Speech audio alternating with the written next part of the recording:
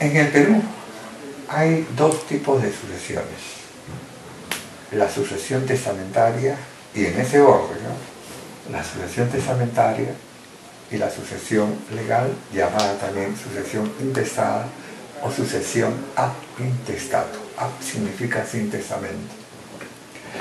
Sin embargo, en el Perú, la que predomina es la sucesión intestada.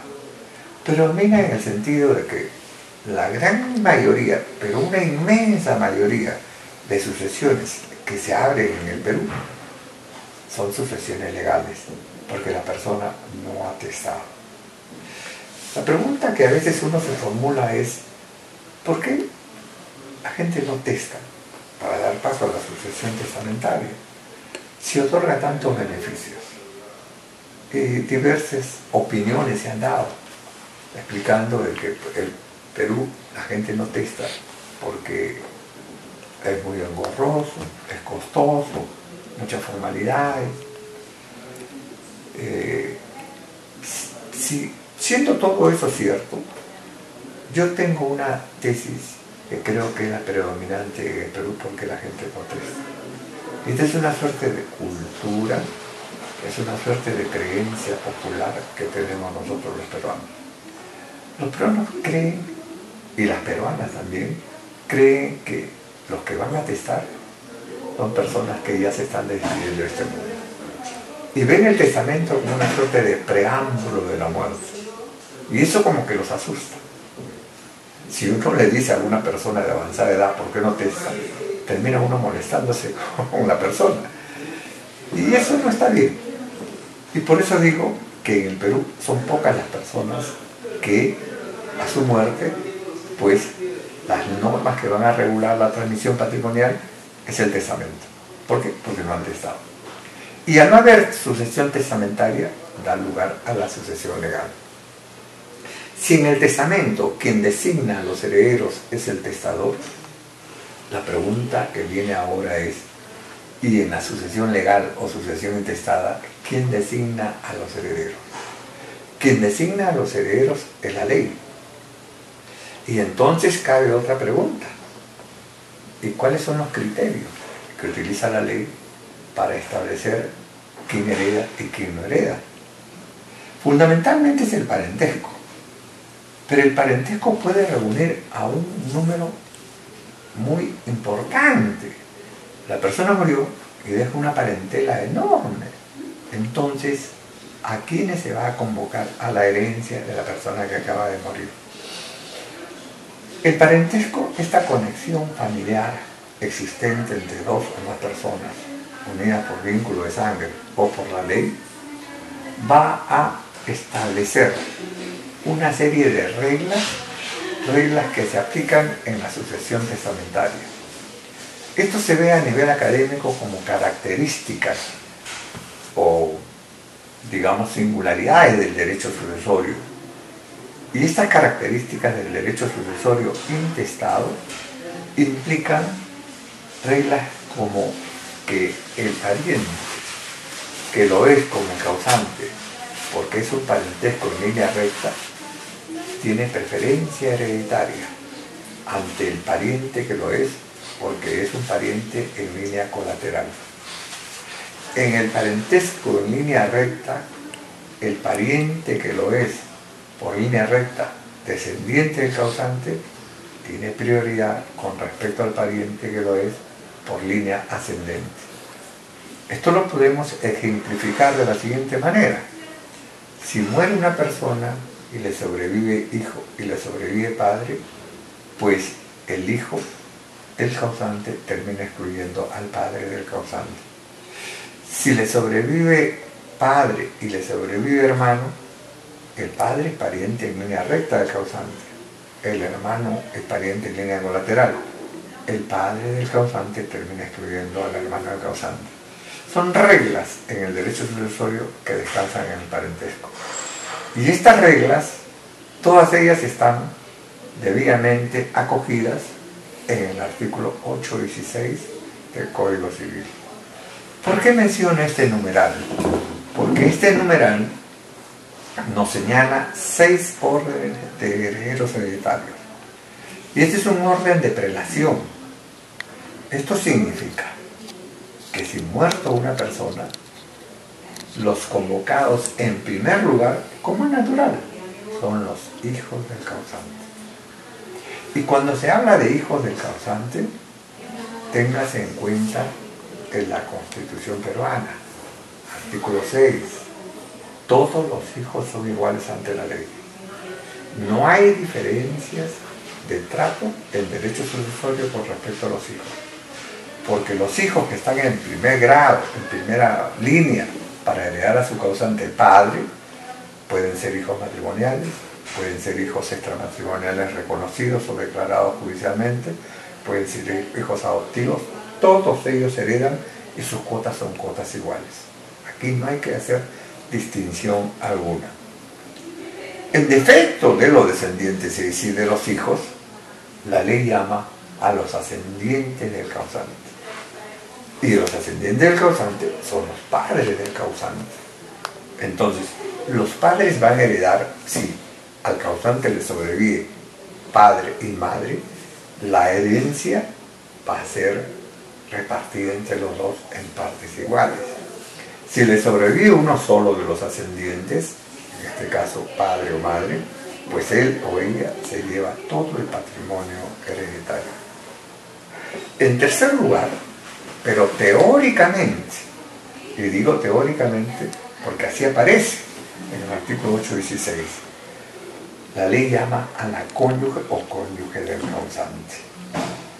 Y la cónyuge o cónyuge del causante es una heredera privilegiada. ¿Y por qué es heredera privilegiada? Porque la cónyuge del causante hereda con los hijos del causante, sean o no sean sus hijos. La cónyuge hereda con los padres del causante, que serían sus suegros. Y si no hay hijos del causante, no hay padres del causante, vamos a tener que felicitar a la cónyuge porque se lleva todo el patrimonio hereditario, ella solita. Se ha puesto a la par, en asuntos hereditarios, a la par de la cónyuge, a la concubina, concubino. Porque a partir del 16 de abril del año 2013 comienza a regir la ley 30.007. Y esta ley da herencia entre los cónyuges, entre los concubinos. Lo que significa que la unión de hecho, recogida por la Constitución peruana, y que genera familia, esa unión de hecho, si reúne todas las características que establece sustantivas en la Constitución, relación heterosexual, comunidad de vida no menor a 2 años, que no hay impedimento matrimonial entre ellos, si se reúne todo esto y se le suma que esta unión de hecho está inscrita en el registro, entonces se va a generar derecho de herencia entre los concubinos. ¿Qué significa esto? Que el sobreviviente de la unión de hecho termina heredando a su compañero o compañera muerta. Así de sencillo. Y se pone a la par porque todos los derechos y privilegios que tiene la cónyuge los va a tener la concubina. Pero ahí no se agota en el numeral 816, porque, y como ya lo dije, es un orden de prelación.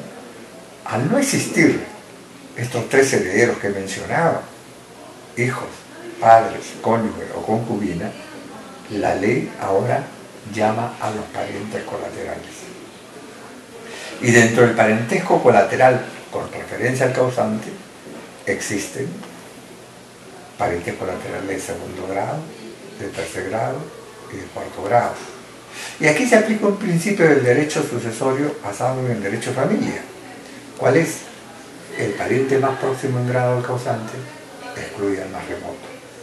Entonces, no existiendo los 3 primeros órdenes, la ley va a llamar, ocupando el cuarto orden, a los hermanos que son parientes colaterales del causante de segundo grado.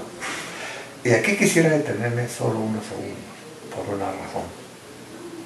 Porque en pleno siglo XXI todavía mantenemos una norma tremendamente discriminatoria, tratándose de los hermanos.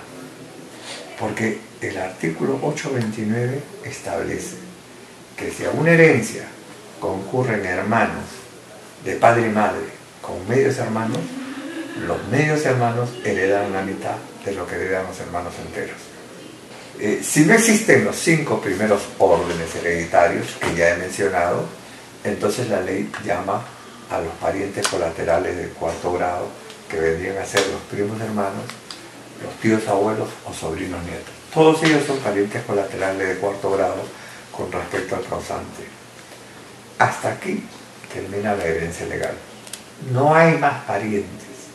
Si por ahí nosotros conocemos que yo tengo un primo segundo, tengo un primo tercero, esos primos no sirven para herencia. Servirán para acontecimientos sociales, pero para herencia no tienen nada que ver. Y obsérvese que todo esta enumeración de los 6 órdenes de herederos hereditarios tiene perfecta aplicación y coherencia con el artículo 236 del Código Civil y el derecho de familia. Porque el artículo 236 del Código Civil, derecho de familia, señala que el parentesco en línea colateral se extiende hasta el 4º grado. Aquí vemos una perfecta aplicación. 4º grado es hasta dónde hay efectos jurídicos en el parentesco, hasta el 4º grado.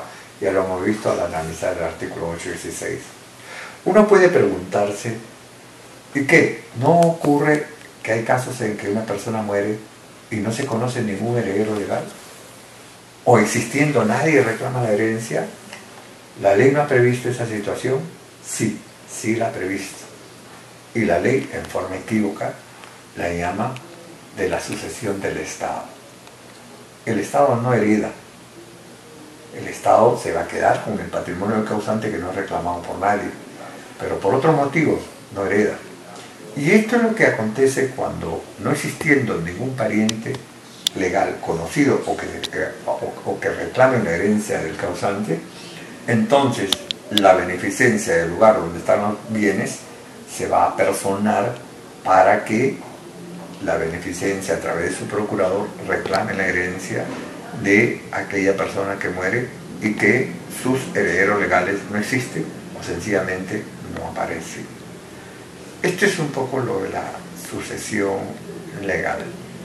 Y para redondear un poquito el tema de la sucesión legal, podríamos decir que existe una norma muy clara y concreta y que ha dado una suerte de luz, que el Código Civil de 1936, desgraciadamente, había confundido los temas.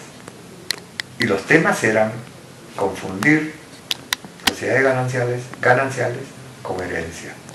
¿Cómo así? ¿Qué ocurre cuando una pareja de casados y el matrimonio termina porque muere uno de ellos? Y esa pareja de casados ha estado bajo el régimen de sociedades gananciales. Entonces, ¿qué es lo que hay que hacer primero?